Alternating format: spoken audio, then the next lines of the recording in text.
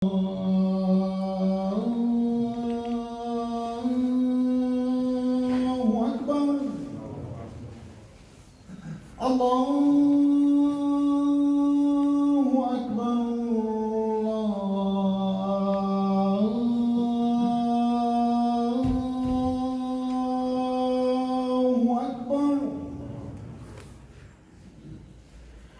أن لا إله إلا الله.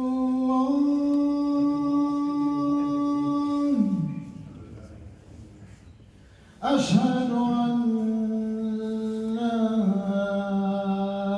إله إلا الله.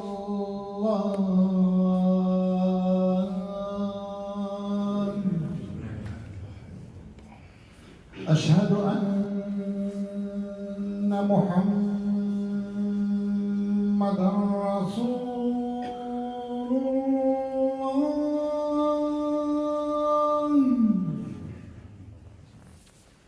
أشهد أن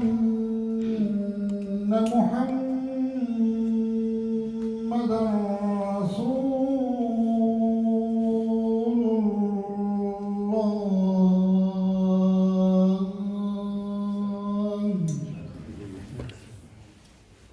حي على الصلاة.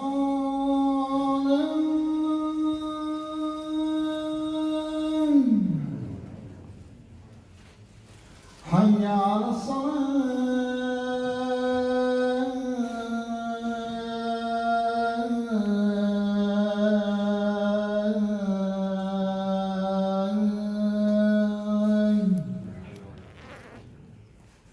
حي على الفلاح.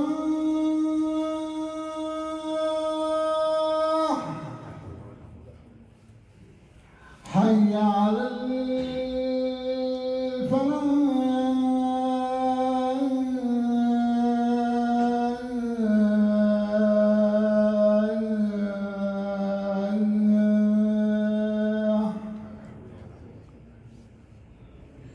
الله أكبر.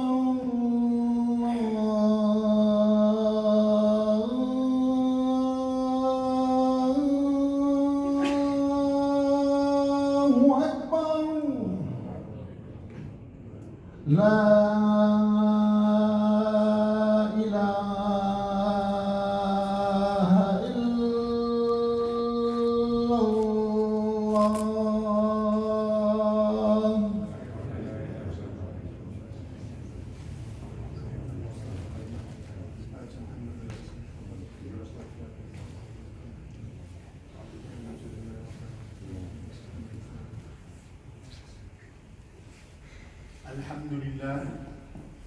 الحمد لله حمدا كثيرا طيبا مباركا فيه.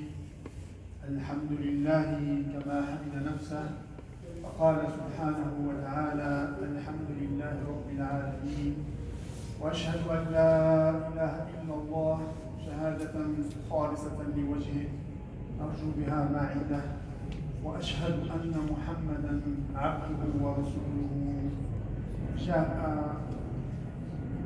يذكرنا بمصيرنا أمام خالقنا، وجاءنا صلى الله عليه وسلم ليرينا على أن كرامة الإنسان تفوق حتى كرامة المعابد، كرامة المساجد، كرامة كل بقعة يذكر فيها الله سبحانه وتعالى.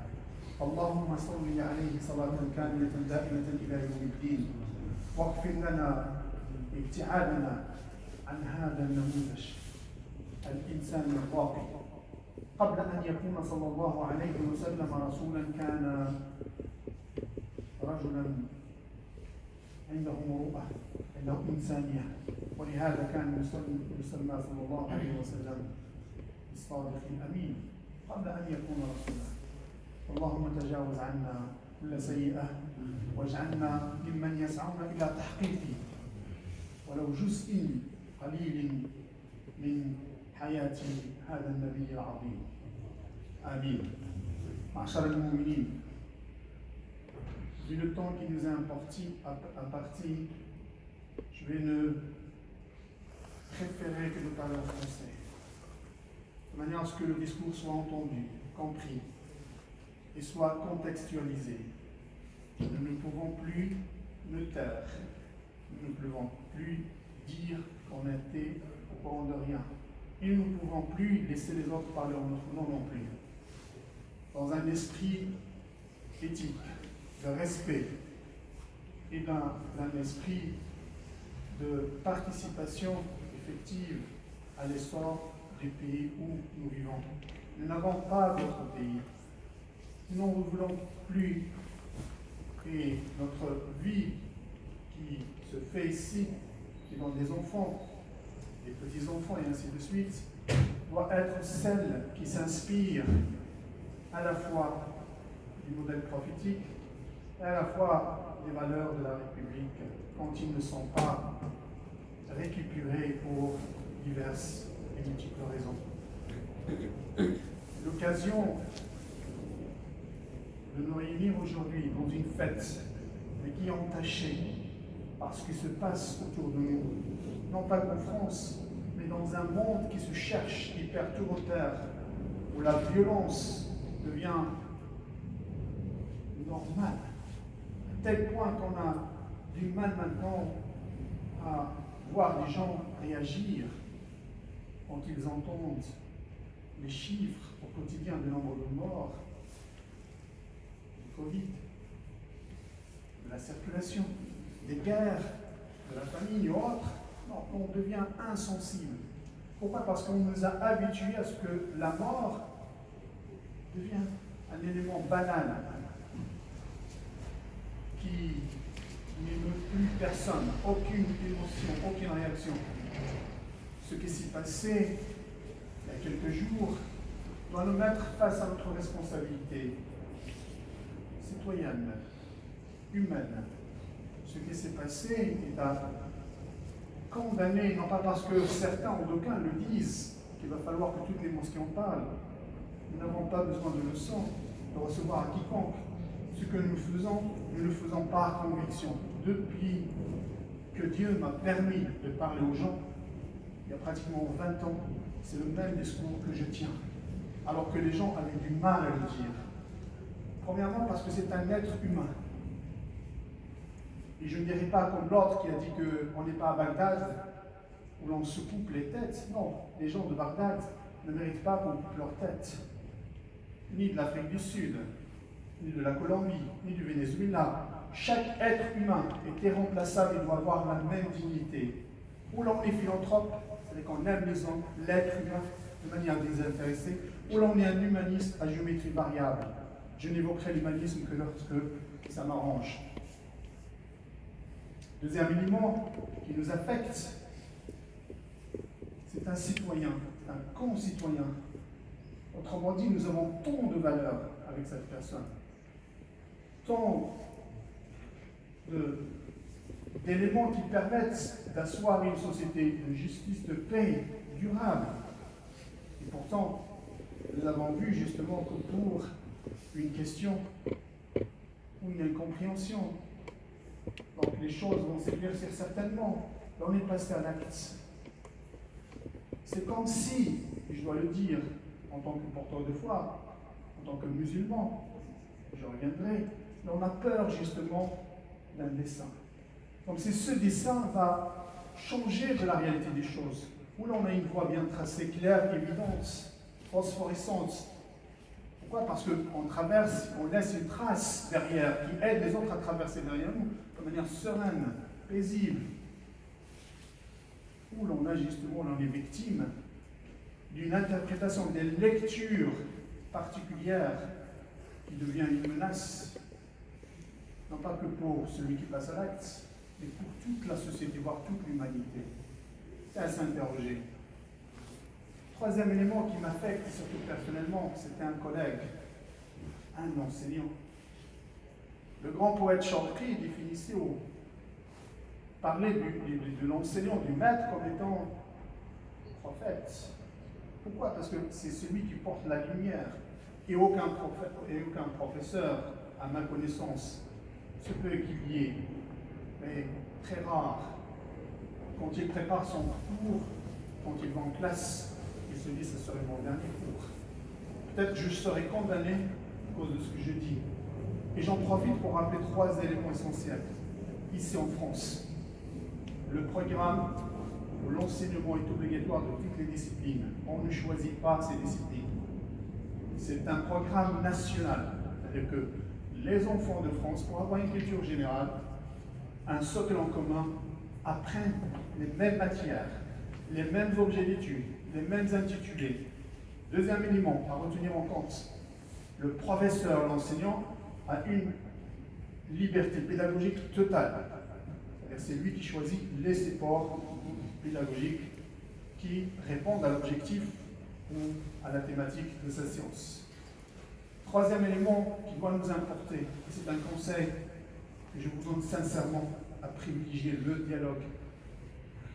Quand on suppose par exemple que j'ai interprété mal le cours d'un professeur, la première des choses, c'est de prendre contact avec ce professeur de la manière la plus aimable. Cher monsieur, chère madame, vous avez des outils qui sont mis à notre disposition. Vous avez des carnets de correspondance, vous avez le NT, vous avez... Quand on montre que ce qui nous intéresse, c'est l'intérêt général. Et qu'on s'assure effectivement de la véracité, de l'authenticité de l'information qu'on nous a apportée. Soit, c'est avéré que tel professeur a manqué à sa neutralité, à son objectivité. Ce n'est pas à moi de juger en tant que parent. Il y a toute une procédure à respecter. C'est son chef d'établissement. C'est au-delà du chef d'établissement. Les professeurs ne sont pas des êtres impunis. Celui qui a accusé à Aubervilliers, ça date. Le prophète, sallallahu alayhi wa sallam, qui était un brigand, a été démis de ses fonctions. Le professeur qui a montré pour convaincre les jeunes chrétiens que l'avortement est interdit sur le plan éthique et moral pour les chrétiens, a été licencié lui aussi. Il n'y a même pas de jour, quelqu'un a été condamné, un professeur de PS, parce qu'il avait une relation avec une élève. Les choses, quand ils se font dans la légalité, dans le dialogue, il y a des lois qui protègent et l'intégrité corporelle et morale du professeur et celle des élèves. Encore moins, encore moins les réseaux sociaux. Restons dans le cadre de la légalité. Quand on met une affaire sur les réseaux sociaux, on ne la contrôle plus. C'est un grand leurre, c'est un grand mensonge que de se dire oui, je contrôle. Non, je ne contrôle plus rien. Humainement, ça me l'affecte. C'est un concitoyen, c'est encore un professeur. Mais laissez-moi pour dépassionner un petit peu, pour rendre ce débat auquel nous assistons serein, pour le rendre intelligible, pour qu'on puisse le comprendre. Parce qu'on a l'impression que ce que nous vivons est aujourd'hui, non pas que citoyen de confession musulmane, ce que je refuse, mais en tant que citoyen français tout court, qui vit au XXIe siècle. Il nous faudrait arrêter d'essentialiser les identités des autres, leur origine. On parlait de déterminisme historique, économique ou autre, maintenant on parle de déterminisme vestimentaire et culinaire. Quelle honte! Qu'est-ce qui ferait de moi, un être humain, ce serait ce que je mange, ce que je porte? C'est réducteur. C'est une insulte à l'intelligence, à la communauté, le destin que nous constituons. Pourquoi me réduire à mon origine? Et pourquoi réduire mes enfants à leur origine? Non, je suis citoyen français. Et de ce fait, si on me parle sur cette base-là, j'irai les voir. Si on me voit à chaque fois mes origines ou à l'origine de mes parents, je le refuse. Ici, je suis citoyen français. Et écoutez ce qui s'est dit entre citoyens français en 1905. La loi de la séparation des églises et de l'État. Encore l'islam, la question de l'islam, mais les musulmans n'étaient même pas posés. Certes, dans les colonies, mais on les a traités différemment. Mais ça, c'est un autre débat d'historien. Je vais vous dire, il y a certains passages qui passent de tout commentaire de ce qui se dit entre un homme de religion, dans le Parlement français en 1905, entre quelqu'un de l'extrême gauche et entre un sage socialiste qui va arriver justement à rendre pacifique la question, qui menaçait l'équilibre, la paix sociale de la France déjà en 1905. Quelques phrases qui vont nous permettre de comprendre, et après je vous dirai quelle a été la solution des temps des prophètes sallallahu alayhi wa sallam, qui est toujours valable. Comment se comporter avec ce genre de situation? Écoutons ce que disait l'ami Guiraud. C'est un homme de religion. À l'époque, ils représentaient le peuple, ils avaient leur place au sein, avec leur soutane et leur tenue vestimentaire à l'époque. Pour nous, c'est-à-dire pour les chrétiens, monsieur, l'idéal de rapport entre l'Église et l'État, on serait être la séparation. C'est-à-dire que cet homme, il dit, mes convictions me disent qu'il ne faut pas se séparer. Je suis un homme de foi, je ne peux pas admettre la séparation entre l'Église et l'État. Mais quel serait l'idéal pour eux? Notre idéal, c'est l'union de la société civile, c'est-à-dire l'État, et de la société religieuse. Et c'est de son droit. Il porte un message, il le dit, il le défend. La liberté, le droit le permet à l'époque. Il disait aussi, et regardez le discours et la menace claire et ouverte, qui n'oserait jamais, de nos jours, personne n'oserait dire ce discours, sinon il serait accusé de tous les attributs. Quel est le but que vous nous proposez par le projet de séparation des églises et de l'État? Voulez-vous détruire le catholicisme? C'est un homme de religion qui parle, 1905. Il pose une autre question. Voulez-vous anéantir la religion? C'est normal, c'est un homme de religion. Quel discours pourrait-il adopter déjà en 1905 alors que la loi est en train d'être votée?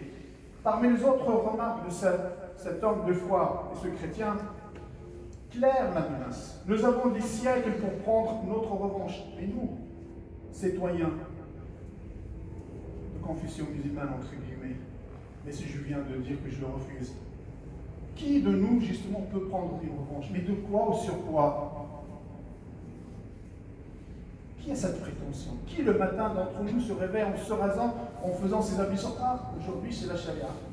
La charia, c'est quand je dis salam alaykoum et bonjour aux voisins, quand je me quitte, quand je paie mes impôts, quand je dis bonjour au conducteur du bus, quand j'aide la personne qui est dans le besoin. Ça, c'est charia. Et en aucun cas, l'on réduit à quelques comportements qui dépassent, qui ne sont plus contextualisés. Non, c'est ça, charia. Donc, charia, vous avez charia, mettre en place, adopter une loi, légiférer. Puis je ne prends qu'un aspect de la charia, non. Dans la charia, il y a le mot vie aussi. Pourquoi? Parce que c'est ce qui nous permet de vivre. Et quand je vois que dans ce pays, qui est le nôtre, on parle d'égalité, on parle de fraternité, on parle de liberté, ça c'est une charia. Il faudrait accepter que lorsque je parle du capitalisme, lorsque je parle du marxisme, j'utilise des mots de Karl Marx et d'autres. Il faudrait accepter qu'il y ait une terminologie tout à fait différente. Je suis vraiment désolé, peut-être j'aborde un sujet qui dépasserait de loin la cise qui est présente, mais on ne peut plus se taire. Parce que ça arrive à certains moments, justement, où cet amalgame va nous tuer tous. Et quand je dis tuer, c'est au sens figuré. Rassurez-vous, on n'est pas en guerre civile. Et ça aussi, c'est une exagération où certains politiques n'hésitent plus à employer soit qu'on est en guerre, soit on est en guerre civile. Qu'est-ce qu'ils ont gagné, ceux qui ont vécu cette guerre civile en Algérie, en Afrique subsaharienne? Qu'est-ce qu'ils ont gagné au Yémen, en Irak? Qu'est-ce qu'ils ont gagné au Liban? Qu'est-ce qu'ils ont gagné? Des morts, des pleurs, des orphelins, une misère. C'est le rêve qu'on a pour la France et qu'on prétend chérir, qu'on prétend défendre. Vous avez refusé d'entendre ce genre de discours comme d'autres. Et voilà ce que dit l'autre qui, au nom d'un principe républicain auquel elle croit, voilà ce qu'il dit. Nous avons le droit, au moment qu'ils sont députés, qu'ils ont été choisis, de par le pouvoir que nous tenons du peuple, c'est le peuple qui est choisi, c'est à se demander, quand il y a des votes, où est-ce que nous sommes? On dort, on fait ses courses le dimanche, donc on assume Et encore une fois, il n'y a pas de vote musulman. Il y a un vote individuel. Chacun a une conscience. Et ça, c'est ce qu'on nous refuse d'admettre. Il n'y a pas de groupe politique. Il y a un intellectuel qui dit aux gens, votez pour tel. Non, on vote pour une compétence, je l'ai toujours dit. On vote pour une compétence. On vote pour un projet faisable. Et on vote pour une personne proche. 3 critères. Peut-être qu'il y en aura d'autres. Mais 3 critères essentiels. L'essentiel, c'est de manifester sa présence. À tel point qu'à certains moments, il va dire, nous, libres penseurs, parce qu'il faudrait le dire, l'homme de foi, l'homme de spiritualité n'est pas penseur. Il n'a pas de libre pensée, il n'arrive pas à penser. Il faudrait toujours qu'on lui dise, fais ça. Non, désolé. Le verbe impératif qui nous a été révélé à nous en tant que musulmans, le premier verset, c'est Iqra, lis, toi. Et non pas lisez, vous. Pourquoi? Parce que quand je serai interrogé le jour du jugement dernier, je répondrai tout seul. Mais je reprendrai aussi de la place que j'ai occupée, que je n'ai pas bien occupée. Je répondrai de mes manquements à l'égard du divin, à l'égard du prophète, à l'égard du prochain aussi. Cette injustice que je ne condamne pas, j'en serai responsable. L'éducation que j'aurais donnée à mes enfants qui ne serait pas une éducation éclairée, j'en serai aussi responsable. Et voilà ce qu'il dit aussi. Quelle est la séparation que nous voulons? Il dit tout simplement qui amendera quoi? La diminution de la malfaisance des églises. À l'époque déjà, Maurice Allard considérait que l'église est une source de malfaisance, de problèmes, d'anarchie, de discorde. Encore une fois, il ne le cache pas. Je l'ai dit en commençant. Je le redis encore. Ce que nous poursuivons, c'est-à-dire les libres penseurs, c'est la lutte contre l'Église, qui est un danger politique et un danger social. Changez le mot Église, mettez le mot Islam, et des phrases qui sont répétées. C'est pourquoi je vous en ai parlé, parce que déjà en 1905, c'est ce qui s'est dit, c'est dit plutôt au sein de l'Assemblée nationale. Donc, nous devons avoir une certaine humilité. Ce sont des répétitions. L'histoire, l'historicité nous le montre. Des guerres contre les catholiques, des guerres contre les anglicans et contre les protestants, des guerres contre les juifs, la guerre d'Algérie, l'extrême gauche et l'extrême droite dans les années 80 et les années 60 et 70. Maintenant, ce qui se passe, et ce n'est pas un fatalisme que de vous dire cela. Il faudrait toujours que ce qui a permis à la France de vivre, d'avoir une cohésion sociale, continue de l'être. Et je vous sais très justement la sagesse de certains de l'époque de 1905 qui ont réussi à mettre fin à cette discorde.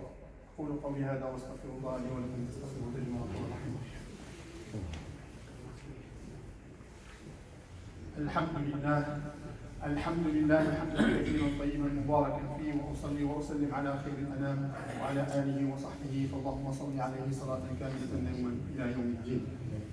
يتابع notre contre-projet, un bon contre-projet, tend à ce que la religion devienne la chose anormale. Vous ne voulez pas de religion, disons en 1905. Le religieux gêne, la spiritualité gêne. C'était clair en 1905. Et la chose se vérifie même de nos jours. Je ne vous cache pas que mon contre-projet tend à déschristianiser la France. Ça veut dire quoi? Enlever toute présence de la chrétienté en France. C'est qui lui disait déjà en 1905? Déschristianiser la France, c'est enlever tout l'héritage chrétien de la France. Mais heureusement, en 1905, il y avait des anges sages. Que Jaurès. Et écoutant Jaurès, je vous dirai un mot derrière ce qu'il dit. Je crois pouvoir dire historiquement ceci. La France n'est pas un pays schismatique, elle est révolutionnaire. Schismatique, ça veut dire qu'il cherche la séparation. Le schisme, c'est la séparation. C'est la même chose que le disant. Nous ne voulons en aucun cas qu'il y ait un schisme, qu'il y ait une séparation, qu'il y ait une discorde nationale. La pandémie, face à laquelle tout le monde s'est senti petit, démuni, il ne choisit pas les religions, il ne choisit pas les races, il ne choisit pas les langues contrégulées quand j'ai employé le mot race. Non. Et il définit aussi, il dit,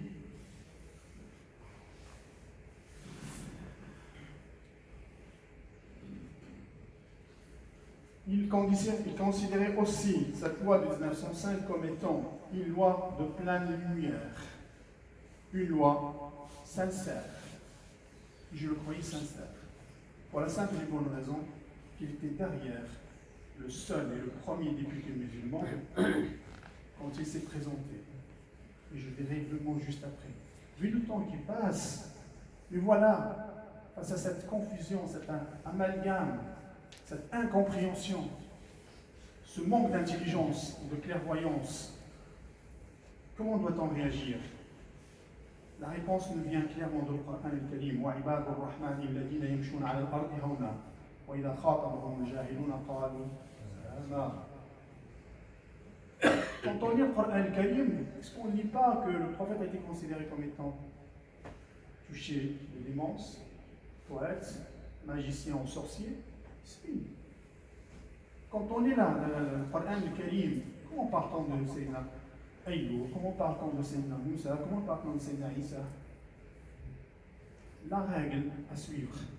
Un autre exemple, en disant justement cela, les serviteurs du miséricordieux sont ceux qui marchent sur terre avec humilité, ce dont on a besoin tous, et qui répondent paix, surtout qu'il y a qui oublie, qui ne fait aucun effort pour les comprendre. Encore une fois, dans la même sourate Al-Imran, voilà le message clair. La tublawunna fi amwalikum wa anfusikum wa la tasma'unna min alladhina utul kitaba min qablikum wa min alladhina ashraku. Fala sanasma' adhan kathira. Quelle est la réaction de l'Arabe? Quelle est la réaction du prophète? Comment doit-on réagir? Wa in tasbiru wa tattaqu fa inna dhalika min 'azmi al-umur. Vous serez certainement éprouvés dans vos biens et dans vos personnes. Vous entendrez beaucoup de choses pénibles de la part de ceux auxquels le livre a été donné bien avant vous et de ceux qui associent à Dieu une autre divinité ou une autre croyance. Quelle est la réaction? Quel est l'acte? Quelle est la forme de résistance qu'on est censé avoir? Soyez patients et craignez Dieu. C'est l'attitude la plus recommandable. Oui, c'est l'attitude la plus recommandable. Si il y a une entorse à la loi, nous portons plainte. Dans le calme, sans faire de vagues. Pourquoi? Parce que ces caricatures dont on parle, c'est une grande escroquerie intellectuelle. Je ne mets pas en question là le principe de liberté de penser et de s'exprimer. Déjà dans le mot Mahomet, qui d'entre vous croit en cet homme Mahomet? À la mieux de Muhammad, quand on parle de Mahomet, quand on parle de mes maîtres, quand on parle de je ne sais qui, comment je perds du temps à aller lire? Qui lisait ce journal avant l'attentat? Il agonisait le journal. Mais parce que l'islam vend, les musulmans achètent, sont de grands consommateurs en tout. Vêtements. Regardez ce qui se passait dans les forums annuels des musulmans de France. Qu'est-ce qu'on consommait? On est dans l'agitation, on est dans la provocation, on est dans la réaction, mais jamais de sagesse à long terme. Et je vais vous dire, déjà la première fatwa, et encore une fois, je dis fatwa, c'est un avis qui concerne un homme, une étude de cas. Pierre ou Mohamed a une situation, qui va voir quelqu'un qui a la science pour régler la situation. Mohamed n'est pas Albert, n'est pas Michel. Chacun d'entre eux a une situation particulière. Donc il n'y a pas de fatwa à distance, à télécommander. Non, il faudrait qu'il y ait une présence, parce que celui qui va donner un avis, c'est comme un médecin. Quand je vais voir le médecin, si le médecin ne me plaît pas, ça veut dire que c'est de ma faute. Je cherche quoi? Je cherche une autorisation? Non. Les médecins, ils ont une formation. Je peux aller voir si c'est une opération chirurgicale ou je ne sais quoi, je peux aller voir quelqu'un d'autre, rien que pour savoir. C'est la même chose. C'est pourquoi l'imam Malik, radiyallahu anhu, on est venu lui poser 24 questions, on en a répondu qu'à 4. Il a dit, Allahu a'lam. D'autres, quand les gens allaient les voir pour leur dire, donnez-moi un avis, ils disent, non, non, s'il te plaît, moi je suis rigoriste. J'ai une interprétation rigoriste des choses. Va voir l'autre. Ça ne veut pas dire que l'autre, quand il fait la fatwa, il invente. Non, il y a une science derrière, il y a un savoir derrière. Donc la fatwa qui demande, et c'est là, malheureusement le temps qui m'est imparti arrive à sa fin, notre lourde responsabilité face à nos enfants, qu'on laisse devant des écrans qui absorbent tout et qui se font télécommander à distance. C'est ça le véritable islam, c'est ça le véritable qu'on attend, c'est ça la véritable culture qu'on attend. Il n'y a pas de résistance. On est mou à ce point-là. Ya ayyuha alladhina amanu sabiru wa sabiru wa rabitu wattaqullaha fi nafs al-aya. La'allakum tuflihun. Vous voulez justement bénéficier de ce succès dans ce moment, il faudrait vous armer justement de patience, rivaliser. Sabiru, c'est une exagération, une forme mubalagha qui nous incite à multiplier et à rivaliser dans l'endurance.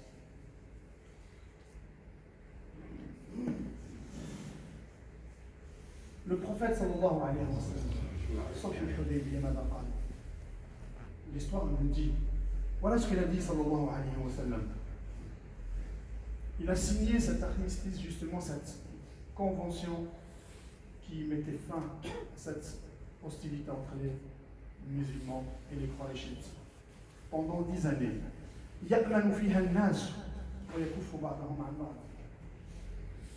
Alors qu'il allait faire la Umrah, on lui a interdit l'accès à la Mecque. Il a signé cet armistice pour permettre pendant une dizaine d'années, ce serait après